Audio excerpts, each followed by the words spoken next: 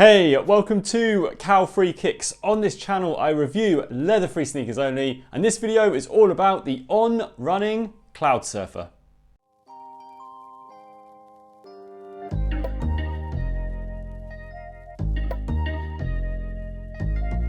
Welcome to the channel. If you've not seen one of my videos before, I always look into 5 different categories. They are looks, comfort, weight, breathability and price, and then at the end of this video I will give these On-Running Cloudsurfers an overall rating out of 5 stars. If you do, as always, like what you see as you're going along, do not forget to click the little thumbs up like button below on your device, and whilst you're down there and you want to show a little bit of extra support and you have not done already, please take time to subscribe to the channel. So before we talk any more, let's check these out on feet.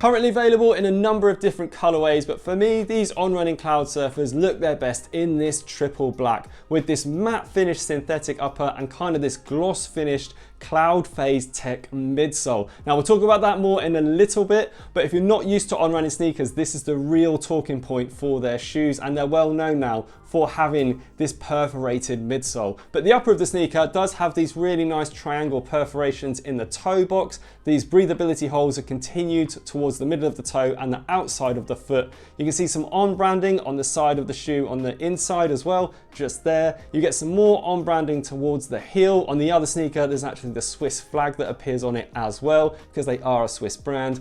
And then if you move towards the laces, unfortunately, you've got this Cloudsurfer additional branding on top of the laces that I don't think is really needed. It would have just been okay to include this little pull at the top of the tongue with the on branding. I don't think it needs this additional branding here. Another nice touch I do like is the fact that you get some embroidered eye stays just here and just towards the top, and the embroidery continues towards the outside of the toes on both sides of the sneaker. That's going to help with the additional pull and support when you're doing up the laces, pulling the sneaker in on top of your feet to create extra stability and comfort. Now the main talking point about the sneaker is this midsole. Now normally with on-running shoes, you get square blocks or rectangles that are next to each other or just off center to each other to create the cushion. With this sneaker, they've actually put them at an angle. So these rectangles are angled towards your toe and they collapse sequentially when you walk. So they create a nice cushion and spring back effect that we'll talk more about in the comfort section. But looks wise, I do think it's an improvement, and I love the way they run all the way from the heel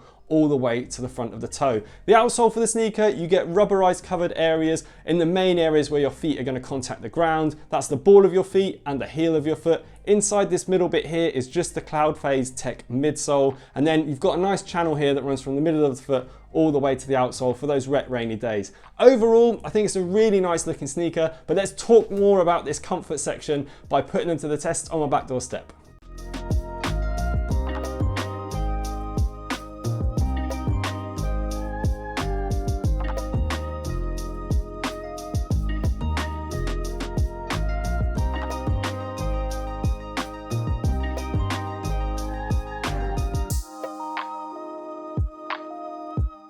What a difference a midsole makes to these on-running Cloudsurfers. I was not a fan of the previous version of the on-running shoes that I tried on that have the standard rectangular or square blocks that run sequentially. For me, the fact that they've now turned them on their side and made them collapsing, and they sequentially collapse from toe to heel as you are walking in these, just gives a really, really nice, well cushioned and balanced and bouncy ride under feet. You could see from the step test, I put a lot of pressure on this midsole. It had a really nice amount of give and a really nice amount of responsive bounce back, and they just felt so comfortable under feet. I was just springing and bouncing in these, and I really did find them a joy to wear under feet. Now on top of your feet, you get really nice padding around the heel and the tongue as well, and on the inside of the shoe, and this material is very soft that runs throughout the sneaker. So overall, an incredibly comfortable pair of sneakers. Now that's a big change from the last ones, and I'm really happy with that improvement. Now size wise, I would personally want to get half a size up from the size that I've got. Now I'm a true to size UK size 10, but I have slightly wider than average feet. I did find the toe box in these a little bit constricting. Now they were a tight fit, which after wearing them around for a while, I didn't mind too much, but I would definitely go half a size up just to get a little bit of extra room, especially if you're thinking about running in these. You want that extra room, you don't want them to be too tight in the toe box. So bear that in mind when you are going to buy a pair or if you're considering buying a pair. Now I'm going to move on to their weight, where I'm going to pop them on the scales.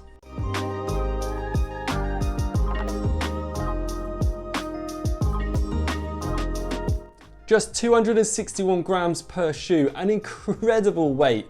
Now, when you take into consideration the fact that it's rare to find a pair of sneakers under 300 grams, when you're knocking off almost an additional 40 grams per shoe, these coming in at 261 grams, considering the amount of chunk you've got in this aerated midsole and the amount of padding you've got on the upper, I was very surprised they came in at that weight. Now, they obviously do feel light in hand and they feel dreamy on feet as well. So an absolutely amazing weight for these sneakers. Now I want to move on to their breathability, where I want to pump this perforated upper full of smoke to see how breathable they are.